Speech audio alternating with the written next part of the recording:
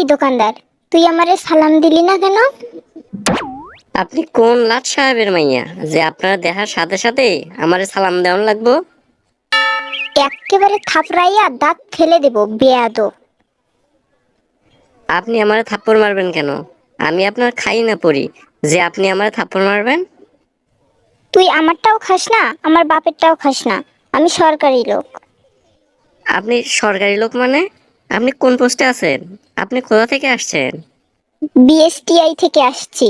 তোর দোকানের পণ্য যাচাই করতে আসছি। আমার কাছে রিপোর্ট আসছে তুই নাকি ভেজাল পণ্য বিক্রি করিস। কি বলেন আপা? আমি কোনো ভেজাল জিনিস বিক্রি করি না। এই চুপ কর। তোর দোকানে তেলে ভেজাল, চালে ভেজাল, ডালে ভেজাল, চিনিতে ভেজাল, ময়দায় ভেজাল, এসব খবর পাইছি। শোন, তোর দোকানে এখন যদি বিন্দুমাত্র কোনো পণ্যে ভেজাল পাই, তাহলে কিন্তু তোর খবর আছে। জেল জরিমানা দুইটাই হবে। বিশ্বাস করেন আপা, আমার দোকানে কোনো ভেজাল জিনিস নাই। যা বেশি সব খাঁটি জিনিসই বেশি। তোর চেহারা দেখে তো মনে হচ্ছে তুই এক নম্বরের বাটপার। তোর কোনো কথাই আমি বিশ্বাস করি না। একটা কাজ কর, তুই 5 কেজি চাল দে, 5 কেজি তেল, 5 কেজি ময়দা, 5 কেজি চিনি, বিস্কুট, চিপস, চানাচুর যা যা আছে সব প্যাকেট কর। আপা, আপনি যা যা বলছেন সব প্যাকেট করছি। আপনার 6,000 টাকার মতো বিল আসছে।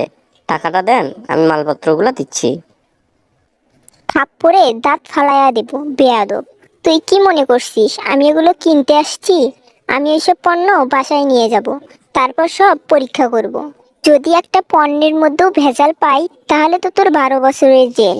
আর যদি ভেজাল না পাই, তাহলে তুই পাস।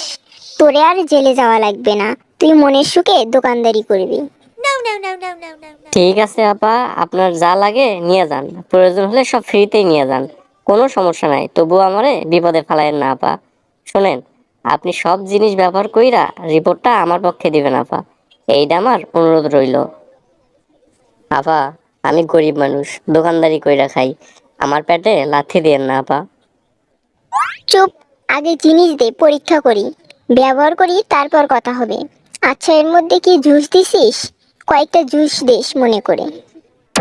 আপা, আমার দোকানে তো জুস নাই, শেষ হয়ে গেছে। তোর দোকানে নাই তো কি হয়েছে, অন্য দোকান থেকে এনে দে। জুসের মধ্যেই ভেজাল বেশি থাকে। আর মনে করে কিছু সাবান শ্যাম্পুও দিস। আপা, জুসের টাকাটা অন্তত দেন, আমি অন্য দোকান থেকে নিয়ে আসি। আপা, একটা কাজ করেন, আপনি পাশের দোকানে যান, ওইখানে ভালো ভালো জুস পাওয়া যায়। আপনার যতটা লাগে ওখান থেকে নিতে পারবেন, আর চাইলে গাড়ি ভাড়া ওইখান থেকে নিতে পারবেন।